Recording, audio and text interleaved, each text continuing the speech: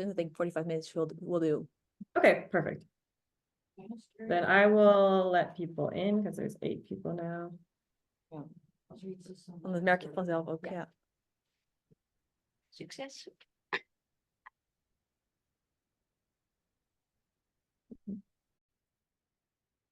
And Cornélie, you can take it away. Thank you. Let's just quickly check if this works. It does. Okay, perfect. Thank you. Welcome all. Good afternoon. Thank you for having me. Very exciting to be here. It's the first time our firm partners up with Climate-KIC. So hopefully one of many more to come. My name indeed is Cornélie den Outer. I'm a partner at the Roos Advocaten, a law firm based in both Amsterdam and Brussels. I'm a corporate lawyer.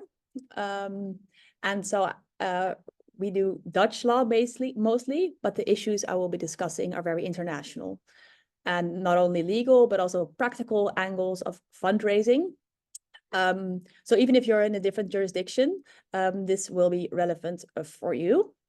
And feel free to ask questions. If you think it's easier to interrupt, also feel free to interrupt if that doesn't mess up the whole recording. I'd be happy to take questions in the meantime as well.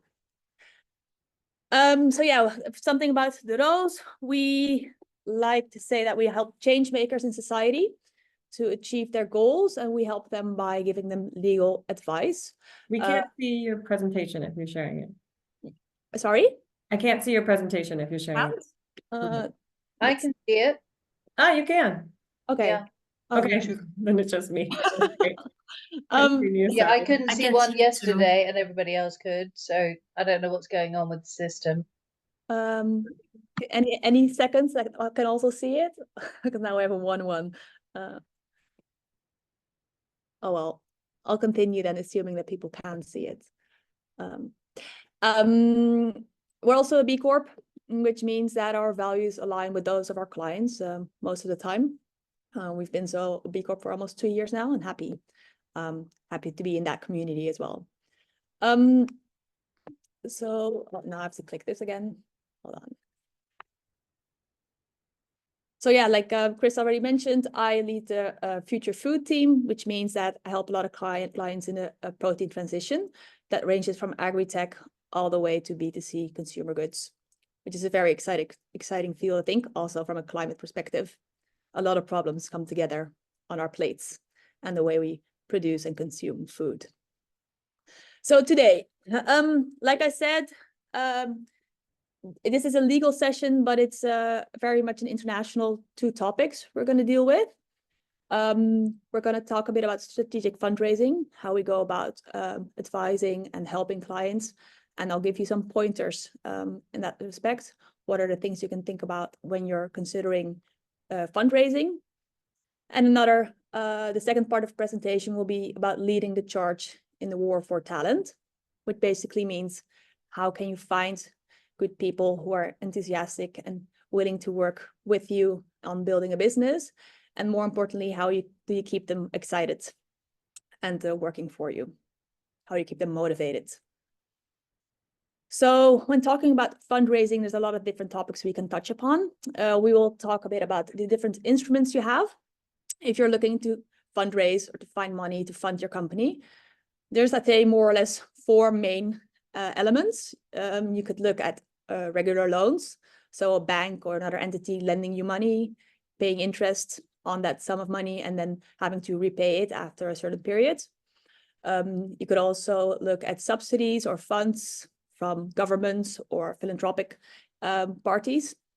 In the corporate world, it's likely that you also look at equity investments and convertible loan agreements. So we'll talk about those different instruments.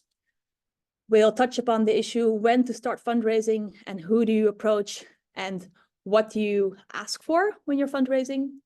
We'll look a bit at the documentation needed. So that's the legal aspect of it. What kind of agreements will you be needing and signing or coming across? And we'll be looking at due diligence, which is usually not the most exciting bit about fundraising, but a very important one. It is very time consuming, but it does, especially in equity investments, it's always a crucial and important part. So it's good to know upfront what to look out for when you come across this in your business. So yeah, the most sort of classic way to fund your business, especially as early ventures, is through equity financing. And equity basically means investor comes along. He offers to invest in your company, therefore values your company at a certain amount, and then in exchange for that investment gets issued shares by a notary. So it already involves usually a lawyer and a notary. You negotiate the terms of your investment, and the investor then becomes your shareholder, which means that he or she is a very important stakeholder from that point on for your business, and you're usually married in that sense for a long period of time going forward. The important thing about equity investment is that it needs a valuation. So you need to know if you're investing 100 euros in a company, how many shares you'll get in return. And therefore we'll have a discussion about what price are you valuing the company. And this, especially in early stage and for growth companies, is hard to do. How do you measure a company if you're not having a profit yet, if you're very much investing in research and development, if the market you're trying to conquer is very new or unknown? It's very difficult to put a price on that. That's one of the reasons people also in early stage investment turn to convertible loan agreements. And a convertible loan agreement is very popular as well. And one of the reasons it's popular is because it avoids, at least for now, the question about evaluation. So what is a convertible loan agreement? It's basically one agreement. It is a loan. So in principle, it could be the case that you get a loan from an investor, you pay your interests, and at the maturity date, you repay that loan. But that's not the reason people enter into a convertible loan agreement. Usually, people wish that the loan gets converted into equity, and that will be done at a later point in time. So when another investor comes along that puts a price on the business, then the loan will convert into equity, and you'll have a price that will be based on which your conversion will be based. And what's in it for the investor? It's beneficial for the company because it's one agreement. It's quite fast. You don't need a notary. You can make it very basic and fast. There's a question. Let me just finish this sentence, and I'll answer your question. From an investor perspective, it's beneficial because you usually negotiate a discount or a valuation cap, which rewards the investor for the early commitment that it has made. So if the investment round is, for example, at a price of 10 euros per share, the CLA note holder will get a discount of, say, 20%, so an 8 euro price per share. Therefore, more shares for its investment. There's a question? Yeah, can I just clarify? I've got a couple of safe agreements, not least with Climate-KIC. At what point would an investor come in to do the valuation? Could it be seed? Is it Series A normally? At what point do they actually put a value on the company? Yeah, so usually you'd see in the safe, we'll get to a safe note because a safe note is a more specific form of a convertible loan agreement, but it's more or less the same mechanisms. You usually include in the agreement that the conversion takes place at the next equity financing round. And then you'll have to discuss what you mean by that. And usually you'll then include, for example, there must be an investment in which shares are issued for at least X amount of money. So there will be a hurdle in terms of how much money is invested.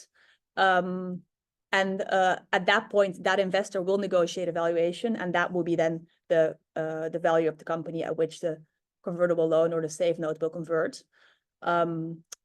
You want to avoid having that threshold too low so that any sort of maybe bridge financing or a smaller investment is qualified as a trigger for the conversion, because then you might have a too low valuation.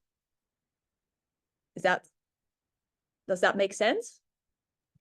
It does, yes, because I got a second safe note, and the question was, has it triggered? And the answer was no, it hasn't. Yeah, and likely because the trigger for conversion is higher than the value of your second safe note. Exactly. Yeah. Yeah. Okay. Thank you for that Yeah, clarification. but it's a very good thing to look out for, because what you usually see in younger companies that you have multiple CLAs after each other, building on top of each other, because they're so convenient and fast to execute. But the danger in that, and I've seen it before, that you can have hundreds of CLAs that at some point all have to convert and all have slightly different parameters, so valuations and prices, and then it can get really, really complex how that all converts into a cap table at point of conversion. So it's good to be mindful that if you do have follow-up CLAs, it would be most easy if the terms align as much as possible. Well, they're both with EIT, so I hope they are already aligned. Well, Thank you. if they're yeah, likely yes, but mostly aligned in terms of valuation, for example, discounts and triggers. Let's see. So what are the typical things included in a convertible loan agreement? So you have the principal sum, this is what will become the investment amount. You have the interest rate, which is usually like a market practice rate, which nowadays is a bit higher than a few years ago. The term, so there will be a maturity date, say anything between 1 and 5 years, if there has been no conversion trigger. So if there has been no investment above that hurdle you included in the agreement, then often the lender will have the option to say, you should repay me now, or I want to convert anyways. The issue there then is if you haven't had an investment, you don't have a valuation either. So you probably have to bring in an independent person or evaluator to value your company if you can't agree on a reasonable valuation of the company at that point. So it's a lot easier if convertible loan agreements convert at an actual investment, and that's how they also should be viewed. So companies use them for all different sorts of reasons, but in principle, they are used to bridge the point between founding in the company and doing your actual first round of equity investment. And if you're never planning to do an actual round of equity investment in which you have shareholders coming into your business, then maybe the convertible loan agreement is not the ideal instrument for you. So the triggers for conversion are, like I said, the investment round, can also be an acquisition. If things go really well, really fast, and there's an exit, then usually you want to have the investors convert so they can take part in the exit as a shareholder. So the maturity date, when there's an option to convert, but this is the non-ideal situation. If you're non-compliant with the agreement, sometimes the penalty is a conversion. Here is sort of an overview of all the advantages and disadvantages, I'd say. I've mentioned it a few times now. The CLA is seen as a fast option, as it's one agreement. It involves no notary. You are two parties are very free to negotiate the terms, and there's no strict guidelines from a legal perspective as to what you can or cannot include. There's of course market practice, more or less market practice terms. You have no valuation discussions, although some VCs say this is a downside, as a company should always be able to be valued if you're a good investor. But still, it is viewed as an advantage to not have that discussion early on. You don't have any loss of control yet. So as long as the CLA has not converted, the lender is a creditor and not a shareholder. So it has different status it's still a stakeholder. You still have to take into account its interest when you're making decisions, but it's not as highly in the hierarchy as a shareholder, who you have to really take into consideration, inform. You have general meetings. There's a lot more work to do with a shareholder than with a creditor. So for the investor, it's interesting because you get a discount on your share price at the point of conversion. So if you're thinking this company will grow, the valuation will increase, you can get in early, negotiate a discount, and then upon conversion have the better price.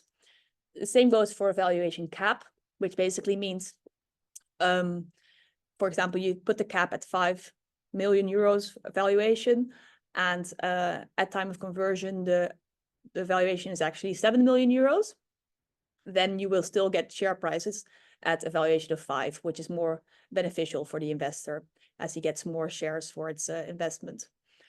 From an investor perspective, it's also an advantage that if the company does not go well and there's a bankruptcy, if you're a shareholder, so if you went through an equity investment, you're a shareholder, then you're basically at the back of the line. And if you're a creditor, because you're still a CLA note holder, then you're a bit more in front of the line. But usually in case of a bankruptcy, there's not much to divide anyways. So yeah, the disadvantages I'd say is that people can make it very complex. Like I said, you're very free to negotiate the terms you want, but it can get very exotic very fast and therefore very complex very fast. And then you end up in a document that sort of goes beyond what it's supposed to be, like a simple, fast instrument, into something that's very complex and with a lot of negotiation rounds needed to get to a final agreement. Some people would say then that the valuation discussion is too fundamental to be postponed. And as a CLA holder is a budding shareholder, you sometimes see in CLA agreements that they're already behaving like shareholders. So very extensive information rights, veto rights on certain issues, very much sort of the perks of being a shareholder being granted to a note holder, which then makes it a bit muddled how to behave and what how you should relate to a note holder with respect, and the difference between a note holder and the shareholder.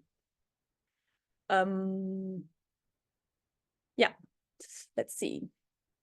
So yeah, one of the participants already touched upon this. What you'd also likely to find in the field is a safe note, or in the Netherlands or in Europe, sometimes also called an EPOS, an easy prepayment on shares, or a simple agreement for future equity.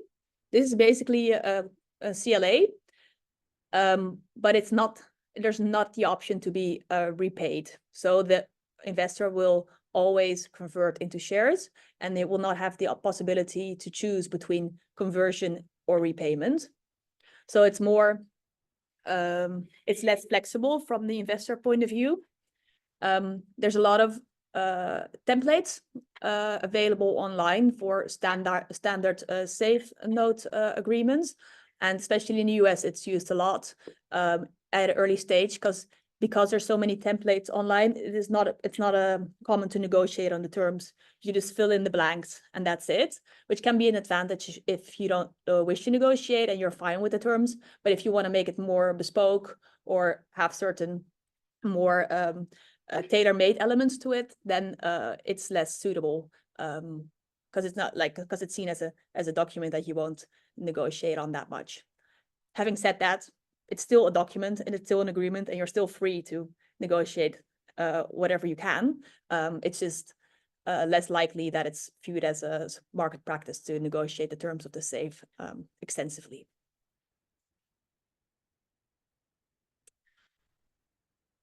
So we get asked the question a lot: when is the right time for fundraising? And unfortunately, it's common that founders are quite late when they start fundraising. You should start fundraising when all is going well and you're not really thinking about the end of your runway yet. You should always be conscious of the end of your runway. But this is when you're still comfortable, this is when you should start fundraising, because the whole point of negotiating is to have options. And the earlier you start, the more likely you will be to have options and different parties to negotiate with. What you also should consider before you even ask the question if you're fundraising is, why do you need money? Because money will not solve all the issues in your business. It will help to solve a lot of issues. But if there's something, if there's a fundamental issue with, for example, your team or the way your business is set up, then just adding extra runway will not solve that problem. So always think about, why do I need money? Investors will also be interested in that question. Why are you fundraising? And what are you planning to use that money for? And then be conscious of the fact that it's very time consuming. A lot of coffees, a lot of information being asked, a lot of follow-up meetings, and uncertainty if parties will commit or not. So maybe 2 years ago, it was a lot easier to fundraise. It has become a bit more, it has become harder. Now it's easing up a little bit more, but it's still hard work to actually secure financing and to keep securing it for every round. Yeah, so fundraising can take about 10 months, especially if you're in a bit later stage, and it will take up at least 70% of some team members' time who is dedicated to that task. So there's a lot of different parties out there. And on their website, for example, VC websites, you can see what type of tickets they would be looking for. It's good before you start fundraising to realize that your business is actually a different business at every different stage of its life. The first stage or the first business you have is a business in idea valuation. So maybe you're still in your day job and you're moonlighting this idea. You're testing it with different people. Maybe you have some traction. Maybe you've already quit your job, but you're very much sort of in the pre-seed round. So even the seed round would be the first sort of official round, and then onwards to Series A, etc. But before that, there's even the pre-seed round in which you might be self-funding, or friends or families might be helping you out. There's some accelerators that are available, or business angels.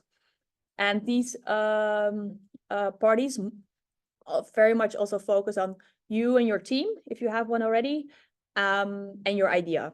There's not much sort of due diligence to be done. It's very much, okay, do I believe in this concept? Do I believe in you? And are we willing to sort of take that plunge with you and support you for a bit?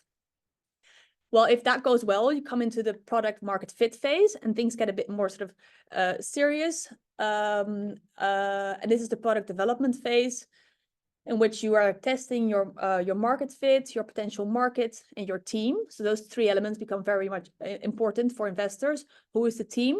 What are their backgrounds? How they work together? Is there a product market fit yet? And what is the potential market? And based on that, is there already some sort of traction to be shown? And you're still very much tweaking your product or whatever your business is about. You're working on the concept, but you already have something to show for that there is a possibility that this might work when it's actually sort of flying by itself. And this would be called the seed round. And there is and you would be looking for early stage venture capitals or business angels who fund this round. And this is also the round where you see a lot of CLAs, for example, or safe notes. And then if that goes well, you come into the growth and scaling phase, where you really focus on growing your company, and you have your product market fit, and you know what your market is, and you have your team laid out, and you're maybe hiring extra people to really grow and expand. And this is where we come into Series A, B, C, and where the most venture capital parties are. And they are looking very much still at the team. Venture capital, they're still looking at, they usually realize that you might have a few pivots along the way still. So the product is still developing, but your company is growing, and they have to really believe in your team to be able to carry that pivot. Yeah, this is something we share with clients to sort of give them an idea of what phases there are for financing. So first you call the phase one is getting everything in place, making sure you're happy to put your company out there or your idea out there or yourself out there, and to present yourself to investors. The next step would be that you compile a long list of parties you think might be interested, you want to talk to, even if they're not at first phase the best party or best match for you. It might be good to still put them on the list, because you never know what insights you could have from a conversation with an investor. And then you make a teaser. You can do that, which is basically a one-pager with your market, your product, the potential market, and your team, and your ticket size. You send that out to as many parties as possible. And if you get enthusiastic reply on that, or if a party is interested, then you continue by sending them a more extensive pitch, which is usually called the pitch deck or a founder presentation. Then there will be coffees. We always say no more than one coffee, because you have so much, only so much time in a day, and there's the net needs to go out as wide as possible. So be conscious of your time. Drink one coffee, see if there's a common ground on which you can build, and then either decide to keep that person on the list or not. And that all funnels down into a short list. And with these people, you'll continue more elaborate conversations on an investment. Maybe some do's. So, well, the first one you're already doing, be active in the ecosystem. That's very important. Ask other founders what their experience is with investors. There's a lot of investors, and they all have like different reputations. So it's the best thing you can do is ask your common founders what their experience is, to get an actual answer to what you wouldn't find on the website, about how an investor actually is, if they're in your company, on your cap table, if they're actually committed to your company. If you're looking at investors, be mindful of the industries they're in, the phase they invest in. Sometimes people think, oh, can I cold call? Of course, you can cold call. It might be less effective than a warm lead, but it's investors are more than used to getting a lot of companies sending them their pitch decks. So don't be afraid to cold call parties you're interested in. And if you are doing an outreach, this is like a setup you could use, like a short intro, your value proposition, lead with that. Maybe share some exciting facts about your business, about your team, or the growth or the traction you're having. Share your pitch deck, either the teaser or in a later phase, the more extensive one. Why is it, and what is it, and how is it you're doing it? Who's your team? Some background on your team. Where did they work before they decided to become an entrepreneur? The potential market, the product market fit, the round, the size of the whole round. So how much money are you raising, and why you're funding. Start and practice with maybe the VCs you're less interested in, so you can get a feel for the frequently asked questions. Because the more you talk and present your business, the more you realize that there's certain questions that are oftenly asked. So if maybe start with a party you think, oh, that's not my favorite one to practice with, and then move on to the one you're most excited about. And keep all conversations going as long as possible. Like I said, like negotiations are about having options. So also, if parties are interested in you and you're not so much in them, it's still worth keeping them at the table. Okay, so maybe for some people, a bit more boring stuff, what the legal documents you might come across when fundraising. The NDA, so the non-disclosure agreement, which some VCs will not be willing to sign. It's not usually a big deal. If you're really excited about a VC, go ahead and send them your information anyway. Just be very conscious of the fact, although you have an NDA in place, do not share anything you're not really happy with coming publicly available. So depending on the phase of the conversations you're in, if it's early stage, be more protective about your confidential information. And the further along, the more sort of you can start sharing. But if you really have confidential information that it's too sensitive to be shared, just try not to share it until it's absolutely necessary for the transaction. When you're getting close to a deal, you'll likely have a term sheet, and that is always the case with equity financing, but sometimes even with a convertible loan agreement, if it's very in that it will be very brief, but sometimes very helpful. You'll, for example, have the key points in bullets in an email. That can also be in the term sheet.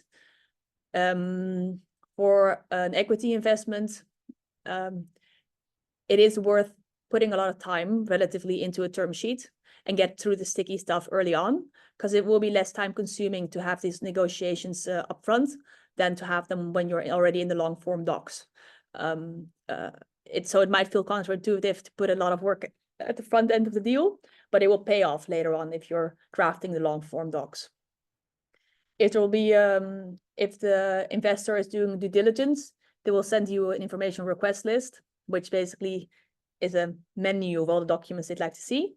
And then you'll set up a virtual data room and include all those documents in there, and then they can enter that data room and review. Well, then of course the investment agreement itself, which is sometimes called a subscription agreement. The investor will become a shareholder, so you'll also negotiate a shareholders agreement. And then if there's an issuance of shares, at least in the Netherlands, you also have notarial deeds. Otherwise, you cannot become the owner of shares without a notary being part of the transaction.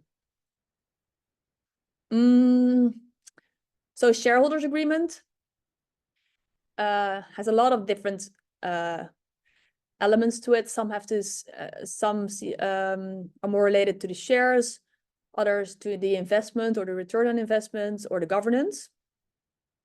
I'll maybe see which one's interesting to see. But maybe the liquidation preference. You can see that under the heading return on investment.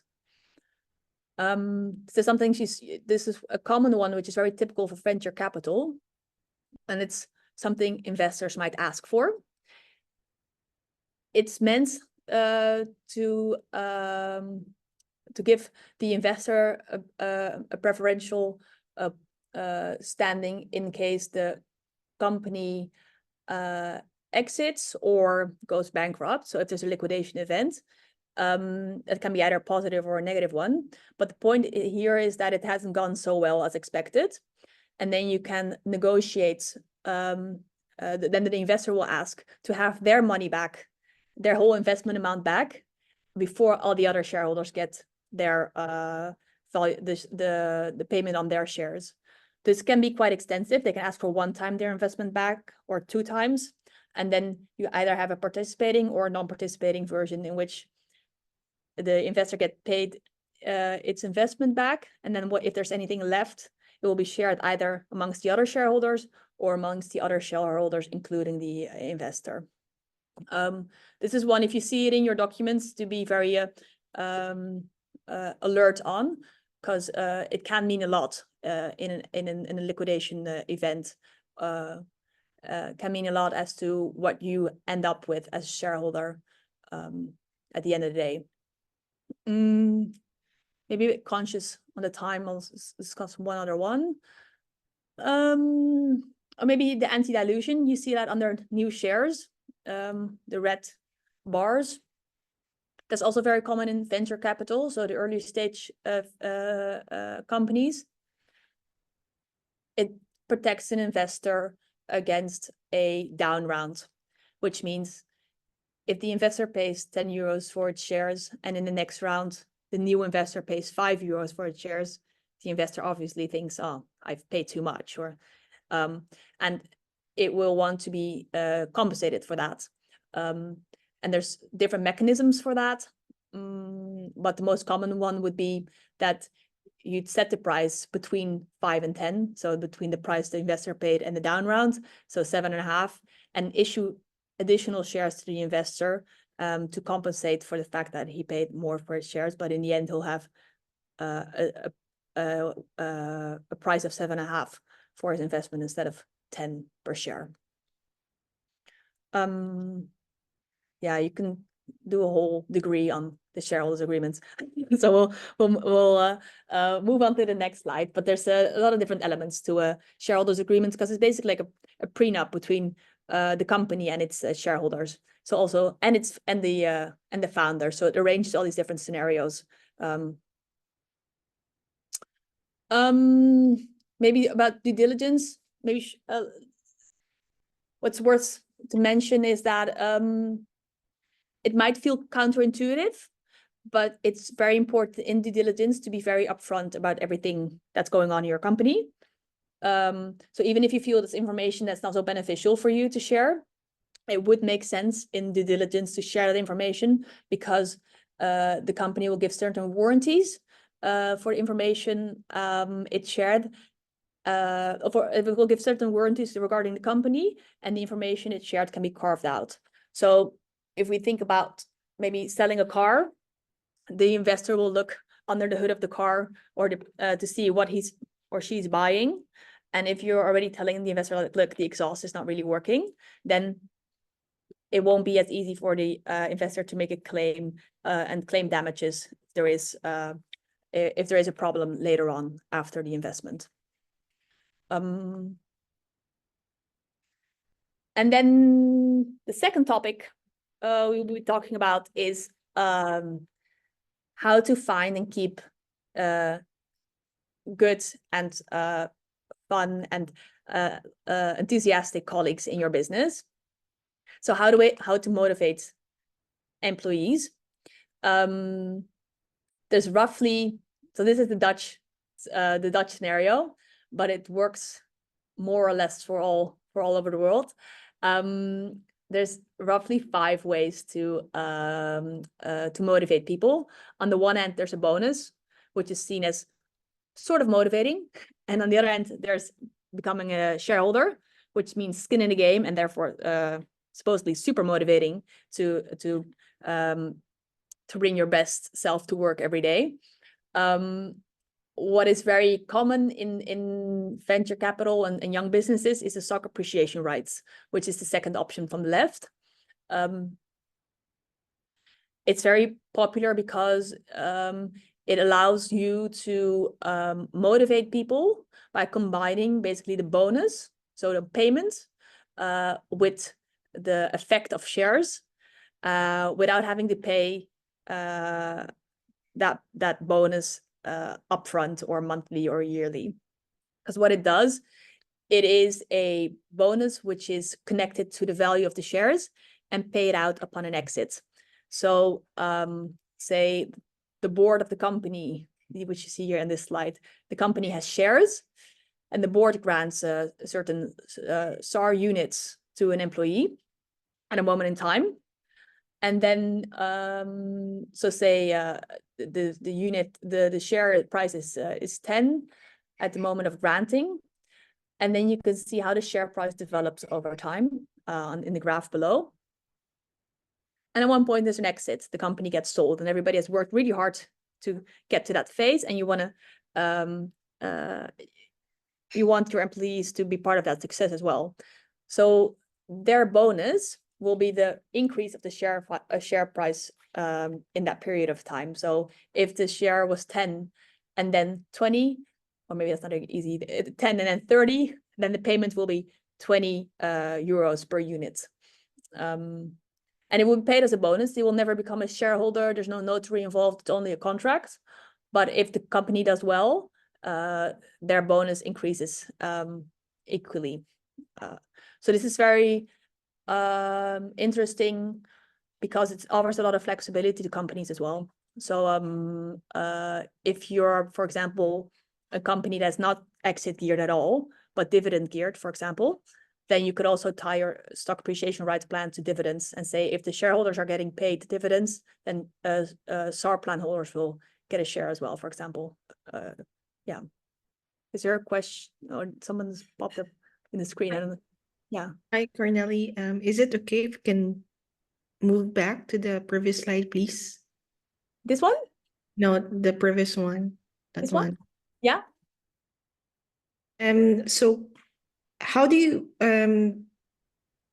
for the vesting period, usually how do you what does it mean if the person has a voting rights or not within the company, and how does it actually affect with future equity investors who might want to have some say voting rights within the BOD? Yeah. So I think there's two different things. Like here, what you see here is there's shares, and sometimes a company can also offer non-voting shares, which then give the economic benefits of shares, but you don't have any influence in terms of governance. Apart from the voting, non-voting shares and shares are more or less exactly the same. I think what you mean regarding the vesting is this. We're back at the shareholders agreement. You see vesting and leaver provisions. You see that little piggy bank, and then the different puppets below. Leaver provisions are usually given to founders because the investor wants to make sure that the founders, after the investment has been made, are really committed to the company and don't decide to, for example, leave to go travel the world. Because in theory, if you're a shareholder and you leave, you're entitled to keep your shares. No one will force you to give them back. So the vesting makes sure that, for example, over a period of 5 years, your shares will become actually definitely yours after that period has gone by. So in the Netherlands, we call it reverse vesting. So you have all your shares up front, and you have all the voting rights on your shares, and you have the governance. They're actually yours. But if you would leave within that sort of vesting period, then you have to sell them back for €1, for example. So they're yours. It's like you have your full final package of shares is actually for you to use and vote on. But if you leave early, you have to hand them back. In the US, it's different, but this is for tax reasons. It works differently in the US, that you sort of build up your package. So you'd have voting rights for a little bit, and the next year you have more shares, so more voting rights, etc. I'm not sure if it does this. Yeah, thank you. And also, well, you mentioned about the temporal criteria for the vesting period, right? When the shares should be triggered to the key employee. And are there other parameters that would actually trigger, say, the transfer of ownership of shares to that key employee? Whether they'd have to sort of the vesting stops, what would trigger vesting to continue or to stop, you mean?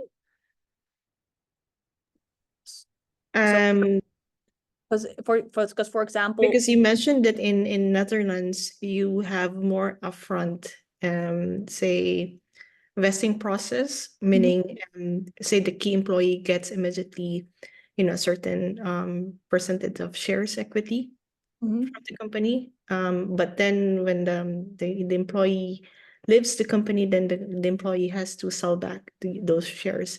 But in a case where you have to build up the packages or the milestones for the employee to be able to receive it in a certain period of time, what do you think are the other parameters that you could actually like include to trigger the ownership of the equity shares during the vesting period?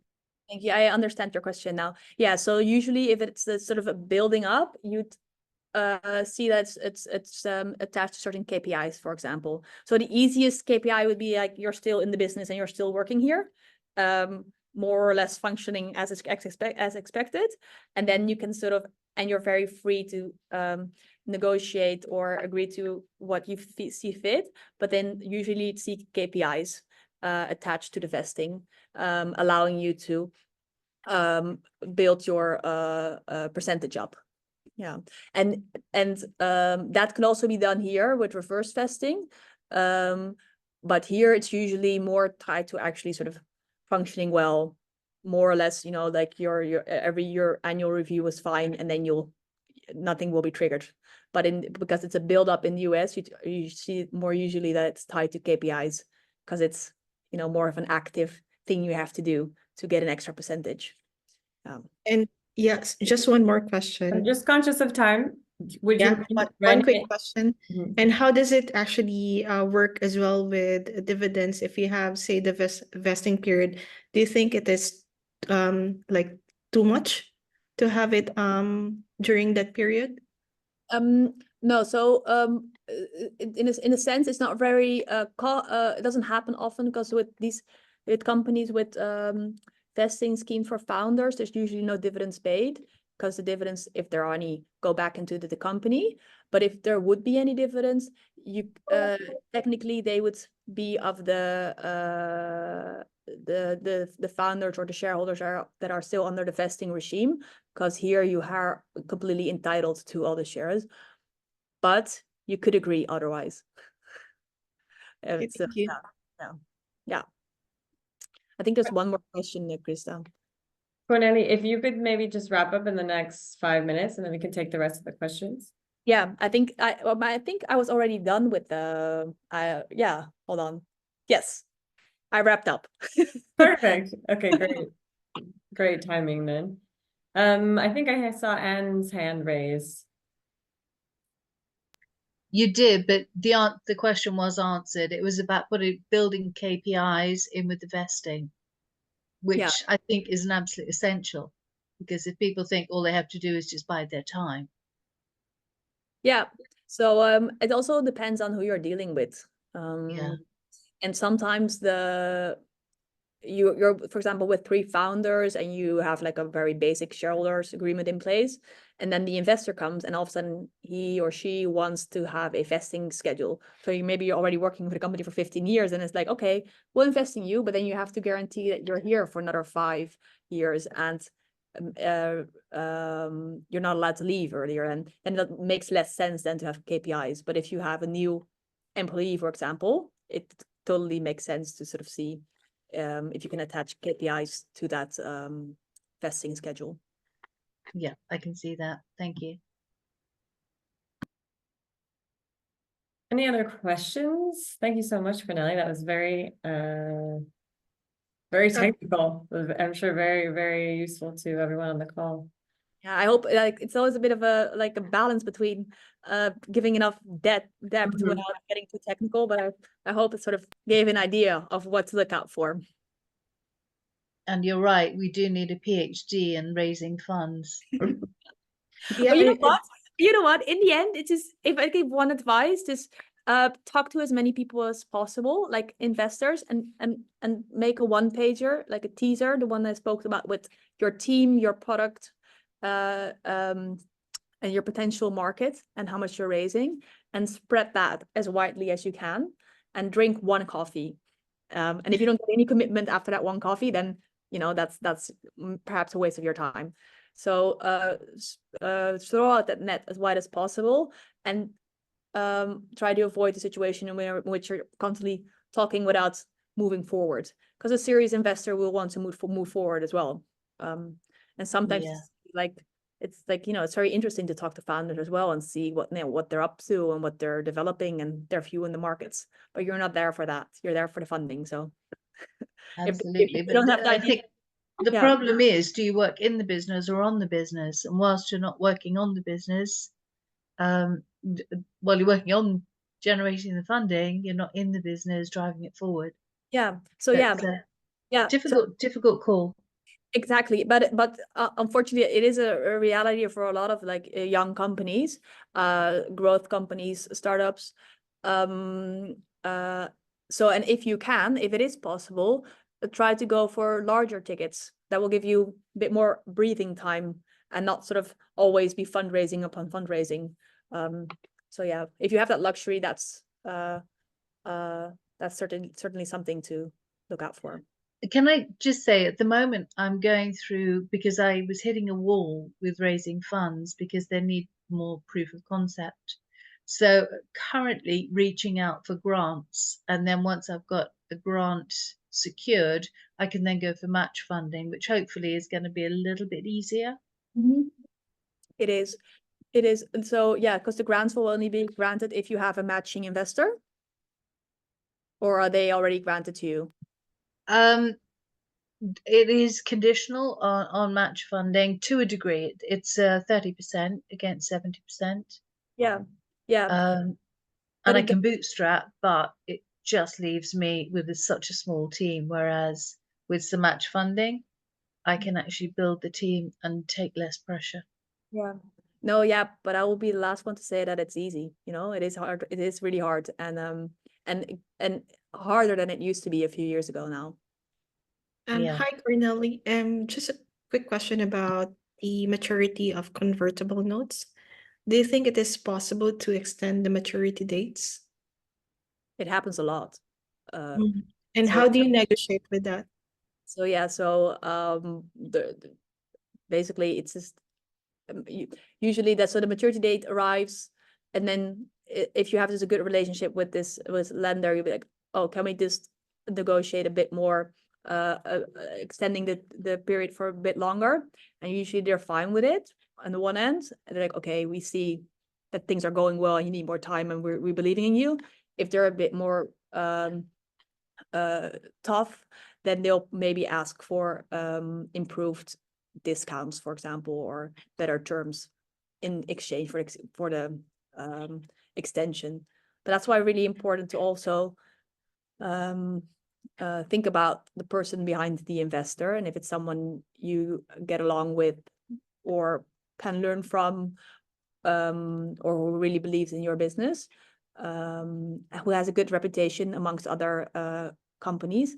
That's so important because it's a really different ballgame before the investment and after the investment. So if a investor comes with good recommendations, that's really worth something. Yeah, or bad recommendation, that's always also something to really be conscious of. Yeah. And Omid had one question in the chat, which was how does the Roos support early stage startups before they secure funding and investment?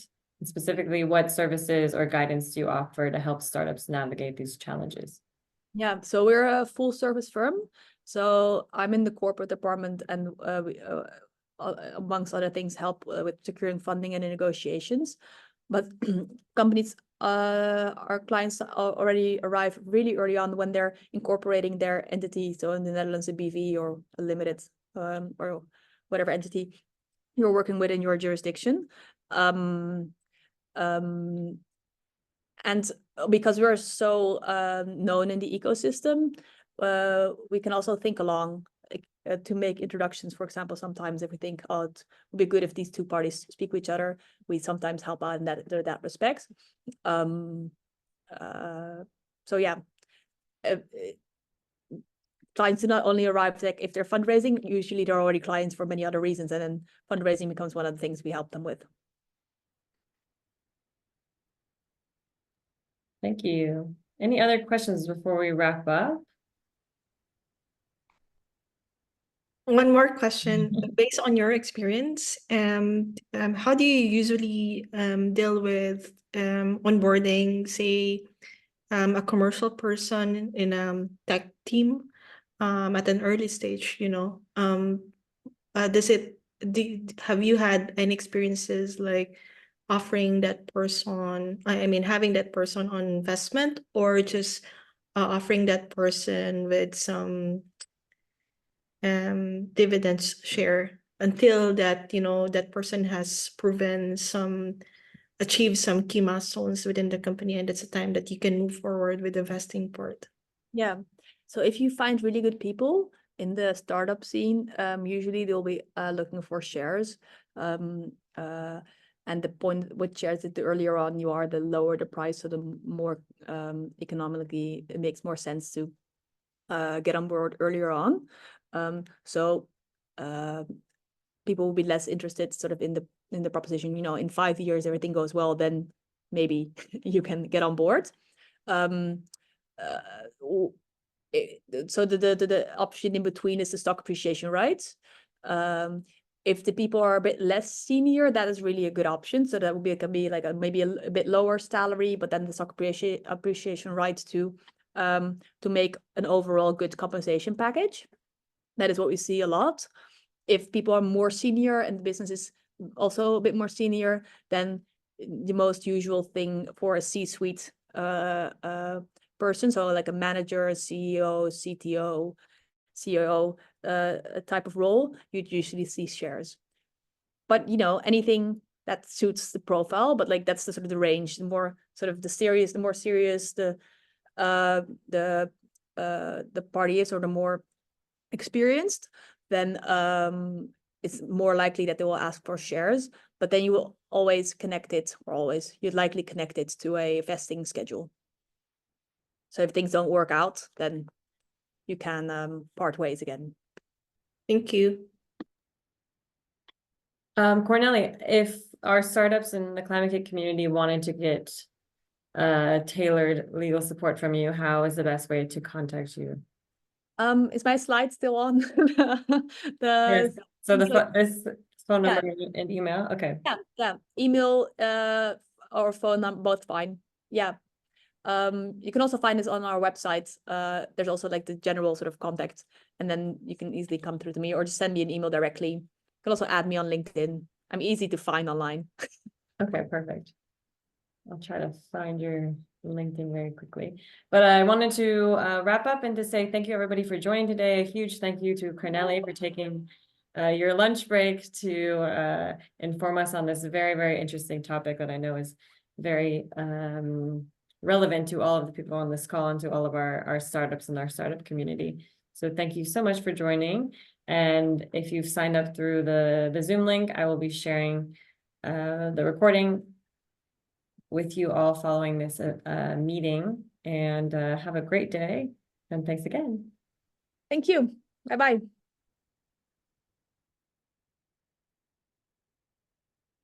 Thank you. Goodbye. Bye.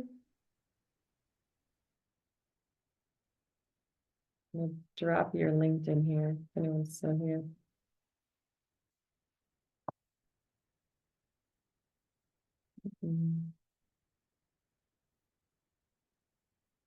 Is it okay, Cornélie, if I share your LinkedIn on the email, if I send it out?